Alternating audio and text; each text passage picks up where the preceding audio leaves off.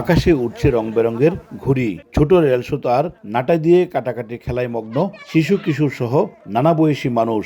রং বেরঙের ঘুড়ির কাটাকাটি খেলায় অংশ নিয়ে উচ্ছ্বাস প্রকাশ করেন অংশগ্রহণকারীরা। আশুগঞ্জ উপজেলার তালসর দক্ষিণ পাড়ায় অনুষ্ঠিত হয়ে গেল ঘুড়ি উৎসব। এমন আয়োজন দেখে খুশি স্থানীয় দর্শকরা। ঘুড়ি উৎসবে অংশগ্রহণ করে যেন খুশির সীমা নেই অংশগ্রহণকারীদের।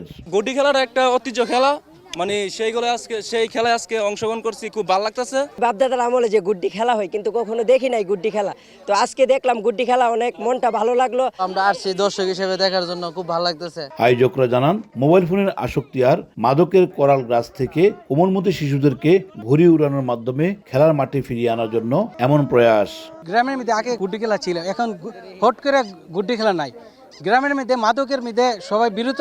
এখন একটু ছোট পরিসর হইল, আগামীতে আমরা এটা যাতে আরো বড় করতে পারি আমরা সহযোগিতা করব। ঘুড়ি উৎসব শেষে ঘুড়ি কাটাকাটি খেলায় সর্বশেষ টিকে থাকা প্রতিযোগীকে বিজয়ী এবং অংশগ্রহণকারীদের মাঝে পুরস্কার বিতরণ করেন গ্রামের বিশিষ্টজনেরা।